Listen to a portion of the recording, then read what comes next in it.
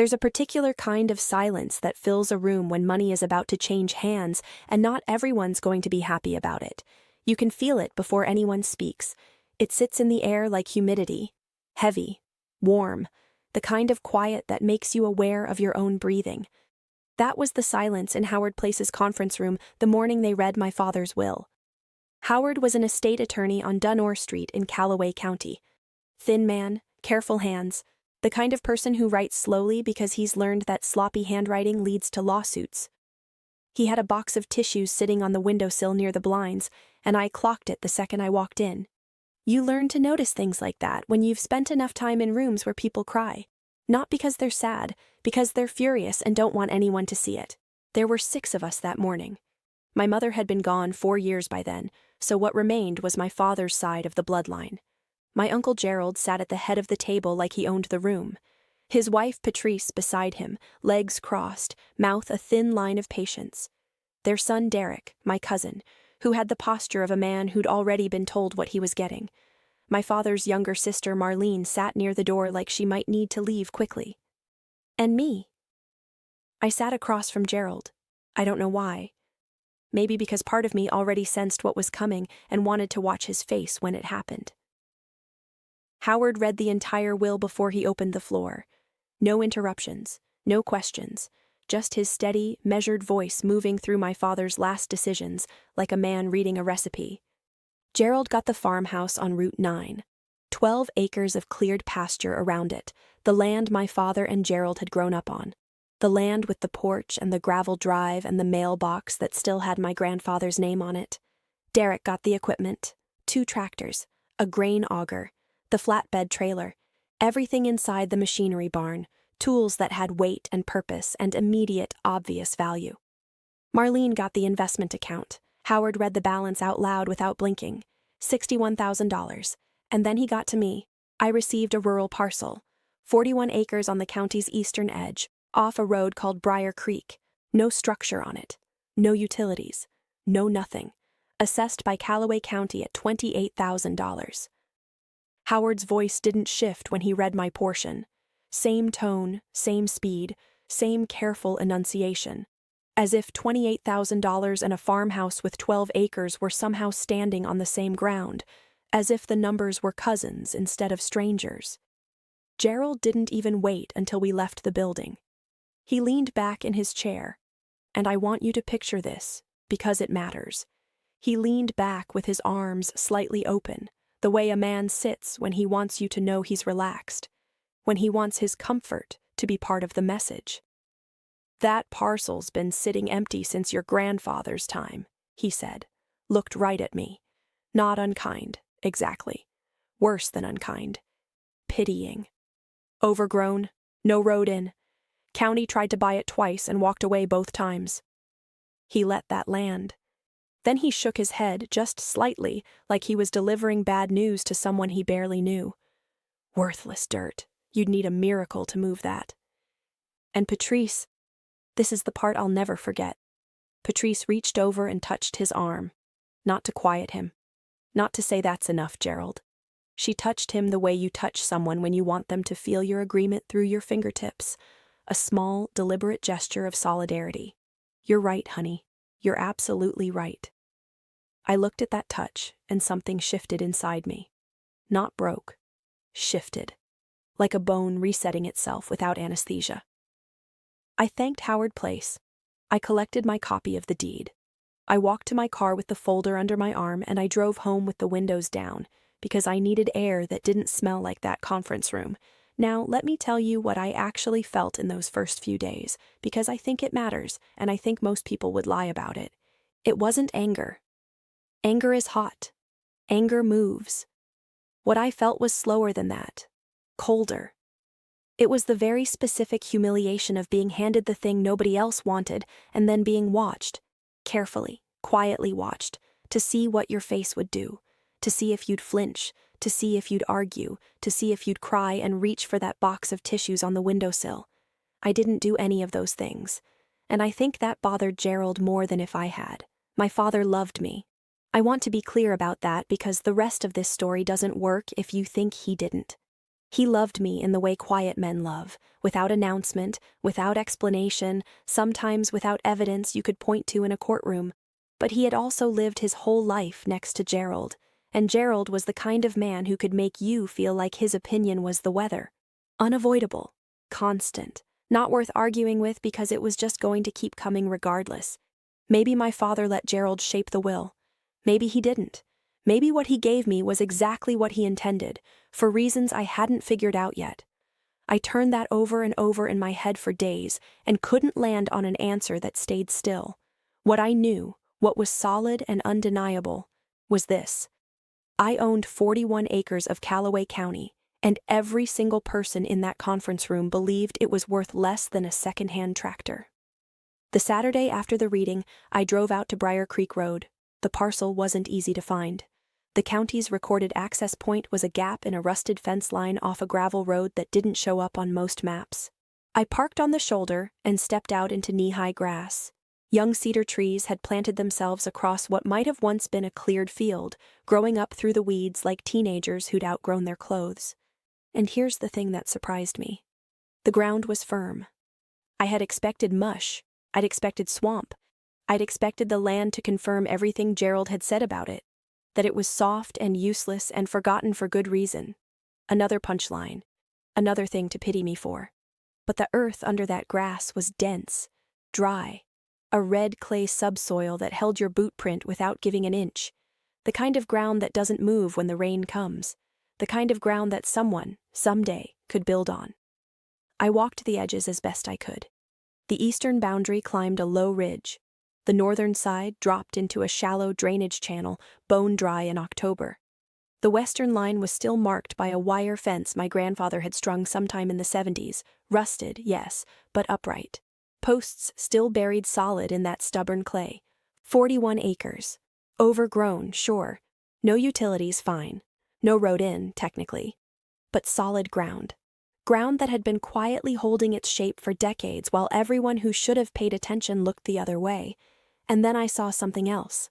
I was standing on the eastern ridge, looking west, catching my breath from the walk, when I noticed it. The back edge of the Callaway Commerce Park. Not the buildings themselves, they were too far, but the access road lights, the perimeter fencing, the wide, graded buffer zone the county had carved out 2 years earlier when the park pushed into its second phase of expansion. It was right there, close enough to see clearly, close enough that the distance between my worthless dirt and that commercial development suddenly felt less like a gap and more like a doorway.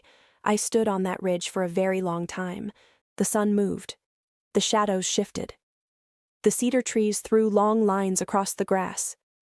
And I stood there with my hands in my pockets, staring at those lights, feeling something I hadn't felt since I walked out of Howard Place's office. I wasn't sure what to call it yet, but it was warm, and it was mine. I called Susan Hull on Monday morning. Susan had been working commercial real estate in Callaway County for 19 years. I'd crossed paths with her once before, briefly, during a property search that went nowhere. But she'd left an impression. She was the kind of woman who answered her own phone, didn't have an assistant screening calls, didn't perform enthusiasm when there wasn't any to give. If she thought something was a waste of time, she'd tell you before you finished your first sentence. I liked that about her. I needed that now more than ever. I described the parcel, gave her the tax number, told her the Briar Creek Road location. Silence on the other end. Not the awkward kind, the thinking kind. "Who told you to call me?" she asked. "No one. I looked you up." More silence.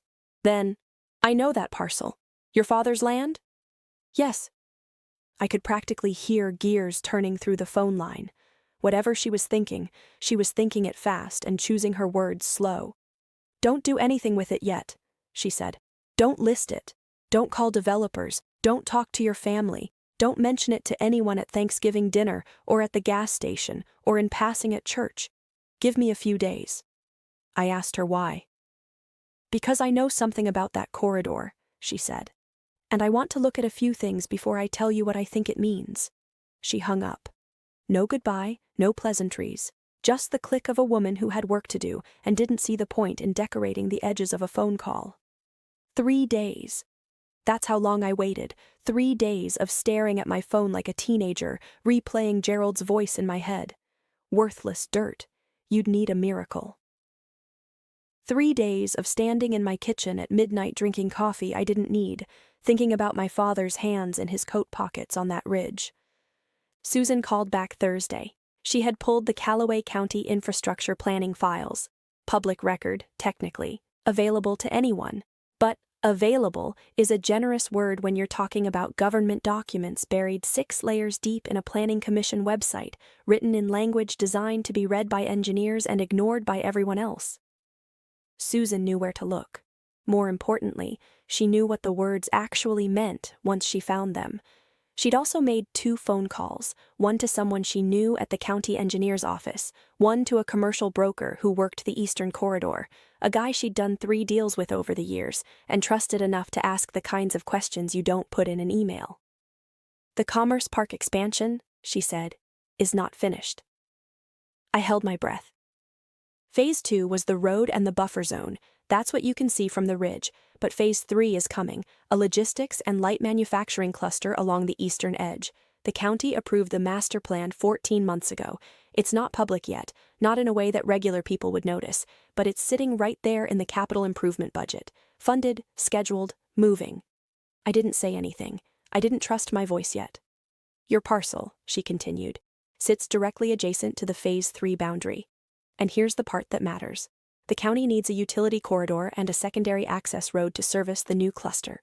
The most direct, most cost-effective route for both of those things runs straight across the northwest corner of your 41 acres. She let that settle. She knew exactly what she was doing. She'd delivered news like this before, maybe not this dramatic, but she understood the rhythm of revelation. Give someone the headline, then stop talking. Let them feel the weight of it before you hand them the next piece. "I want to get an appraiser out there," she said after a moment. "Someone who knows the corridor. Someone whose numbers will hold up if anyone tries to challenge them. Not a county assessor doing a drive-by valuation. A real appraiser, the kind whose report can sit on a negotiation table and not flinch." I told her to make the call. His name was Leonard Baird. Baird Commercial Appraisal, office on Sutter Street in the county seat. He'd appraised 4 of the Commerce Park Phase 2 properties. He'd handled 2 of the surrounding agricultural parcels that had recently converted to commercial use. Susan didn't just trust his numbers. She trusted that his numbers could survive a fight. That's a different thing entirely. Lots of people can put a value on a piece of land. Very few can defend that value when someone with money and lawyers comes knocking. Leonard drove out the following Tuesday. He spent 2 hours on that parcel. 2 full hours. He walked the ridge like a man reading a novel. Slow, deliberate, stopping every few steps to look at something the rest of us would have walked right past. He paced the northwest corner where the utility corridor would need to run. He stood at the eastern fence line and stared toward the Commerce Park perimeter for so long I started to wonder if he'd forgotten I was there. He had a rolled survey map with him that he kept pulling out, holding it up against the tree line, orienting it against the distant access road lights like a man aligning a compass. Every few minutes he'd make a note. Small, precise handwriting. No wasted words. Susan had told me to let him work, so I followed at a distance and kept my mouth shut. Hardest thing I'd done in weeks. Every cell in my body wanted to ask, "So? What do you think? Is it what she said it was? Am I crazy for hoping?" But I stayed quiet. And I watched. When he was done, we walked back to the road together. He stood at my car on the Briar Creek shoulder, rolled his survey map, and tucked it under his arm. He looked at the fence line. He looked at his notes. Then he looked at me. 41 acres, he said. Corridor adjacent. Utility access demand confirmed. Phase 3 boundary placement. He said it the way a man says something he's already run twice through his calculator and doesn't need to check again. Flat, certain, the voice of a number that has finished becoming itself. "I'll have the formal report to Susan by Friday," he said. "But I'll tell you the number now, if you want it." I told him I wanted it. He said one sentence, just one, and I made him repeat it. Not because I didn't hear him, because I needed to feel it twice. He repeated it without changing a single word. $580,000, not for all 41 acres. For the Northwest 22, the section with corridor value, the section that sat right in the path of where the county needed to go next. The remaining 19 acres, the ridge land and the drainage ground, carried a separate value. Agricultural to commercial conversion potential based on the rezoning pathway Susan had already mapped out, approximately $140,000. Total appraised value, somewhere between $680,000 and $720,000. Depending on how the county structured the utility easement negotiations, let me put that in perspective for you. 3 weeks earlier, my family had watched Howard Place read me a number, $28,000. They'd watched me fold my copy of the deed and walk out without a word. Gerald had called it worthless dirt. Patrice had touched his arm in agreement. Derek had probably already forgotten which parcel was mine, and every single one of them had believed, truly, deeply, comfortably believed, that the conversation was over. Leonard filed his report Friday morning. Susan reviewed it and called me at 9 sharp. "It's clean," she said. "Methodology is airtight. If anyone comes at this number, it holds." I thanked her. Then I asked what happens next. "I've already had an inbound inquiry," she said, and her voice shifted, not louder, not faster, but tighter. The voice of a woman holding something valuable and being careful with it. "One of the Phase 3 developers. They've been watching the corridor parcels. Somebody at the county engineer's office talks, apparently." She paused. "They want to meet." The room was moving now, pieces sliding into place like a lock finding its combination. And then Gerald called. 4 hours after Leonard Baird spoke his one sentence on the Briar Creek Road shoulder, my uncle picked up his phone and dialed my number. I didn't know yet how he'd found out. Later the picture filled itself in. Derek knew someone at the county assessor's office, that someone had seen an appraisal inquiry filed against my parcel number. A phone call was made. Then another. And then Gerald, who 3 weeks ago couldn't be bothered to say anything to me beyond worthless dirt, suddenly had my number memorized. He called at 2:17 in the afternoon. I watched it ring. I let it go. He called at 3:44. I let it go. He called at 5:09 and left a voicemail. And here's where I need you to really listen, because this is the part that tells you everything about who Gerald is and who Gerald has always been. His voice on that voicemail was completely different from the conference room. Gone was the lounging posture, the loose certainty, the easy dismissal of a man tossing scraps from the table. This voice was careful, measured, controlled. The voice of someone who had rehearsed what he was going to say and still wasn't sure he'd gotten it right. He said he'd been thinking about the estate division. He said my father had always intended for the family's land holdings to benefit everyone. He said he thought there might be an opportunity, those were his exact words, to revisit the arrangement in a way that made sense for everyone involved, as if he'd ever once considered me part of everyone. He called a 4th time at 7:22 that evening. No message this time. Just the call. Just the reaching. I did not call back. 10 days after Leonard's appraisal, I sat down across from a man named Chris Owens.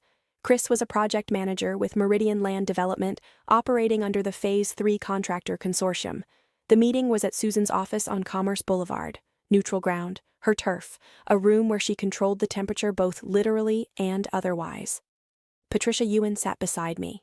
Real estate attorney. Susan's recommendation. The kind of lawyer who reads a 40-page purchase agreement the way most people read a grocery list. Fast, thorough, and without missing the one item that'll ruin the whole meal if you skip it. Chris Owens knew the parcel. He walked into that meeting with the same corridor maps Leonard had used, same boundaries, same utility projections. He didn't try to lowball the location, didn't open with a speech about how raw land is risky and markets are unpredictable and maybe we should temper our expectations. He knew what that land was worth to his project, and because he knew that, he also knew something else. It was worth more to him than it was to anyone else on earth. That's the sweet spot in any negotiation. When the buyer needs your thing more than you need their money. When the leverage isn't something you manufactured, it's just geography. It's just the ground doing what the ground has always done. Sitting there, waiting for someone to finally understand what it's for. We went back and forth over 3 meetings across 2 weeks. I won't bore you with the details because negotiations are only interesting to the people inside them. What I'll tell you is this. Susan earned every cent of her commission. She never raised her voice. She never bluffed. She just kept putting Leonard's numbers on the table like a woman dealing cards she knew were winners. The final number was $698,000. Patricia reviewed the purchase agreement over 2 days. She went through it the way a surgeon goes through pre-op, checking every clause, every contingency, every line of fine print that might grow teeth later. Clean title. No liens, no encumbrances, no conditions attached to my inheritance. The deed had come from my father's estate directly to me. Outright. Unconditional. There was nothing tangled in it. Nothing shared. Nothing Gerald could reach into and claim was partly his. And believe me, he tried. Patricia sent a courtesy notice to Howard Place's office confirming the pending sale. Standard procedure when you're selling estate-originated property. Professional. Routine. The legal equivalent of a polite nod across a room. Gerald hired an attorney within the week. The letter arrived on a Tuesday. Formal stationery. Careful language. The kind of letter that sounds reasonable until you realize what it's actually asking for. Gerald's attorney argued that the parcel's true value had been misrepresented during the estate division, that the inheritance was fundamentally unequal, that probate should be reopened so the assets could be redistributed in a manner that reflected fair market value. In other words, now that the dirt was worth something, Gerald wanted his hands in it. Patricia responded in 4 paragraphs. I watched her write them. She didn't rush. She didn't get emotional. She just laid out the facts the way Leonard had laid out his numbers. Flat, certain, built to last. The appraisal at time of distribution was a standard county assessment, not a commissioned valuation. The rezoning pathway and corridor development were post-inheritance events. Things that happened after the will was read, after the deed was signed, after Gerald had leaned back in his chair and called it worthless. The estate had been distributed, executed, and legally closed. There was no mechanism to reopen it. No argument that survived contact with the actual documents. Gerald's attorney never responded to Patricia's letter. I suspect he read those 4 paragraphs, set them down on his desk, and called Gerald to say the 2 words no one ever wants to hear from a lawyer they're paying by the hour. It's over. The sale closed on a Wednesday morning. I was in Patricia's office. Same kind of conference room as Howard Place's, but different air. No tissues on the windowsill. Just paperwork and a pen and the quiet hum of something finishing the way it was supposed to. I signed. The wire came through before noon. And then I sat in my car. Not because I had nowhere to go. Because I needed a minute. I was parked in the structure on 5th Street. Engine off, windows up, hands on the steering wheel at 10 and 2 like I was about to drive somewhere important. But I wasn't driving. I was thinking. Not about the money. Not about Gerald. Not about the voicemails I never returned or the letter Patricia dismantled in 4 clean paragraphs. I was thinking about a drive. Years ago. Long before any of this. My father and I had gone out to Briar Creek Road on a late afternoon when the light was doing that thing it does in autumn, going golden and sideways, making everything look like a painting of itself. He'd parked on the shoulder. Same spot I'd parked months ago when I first walked the property.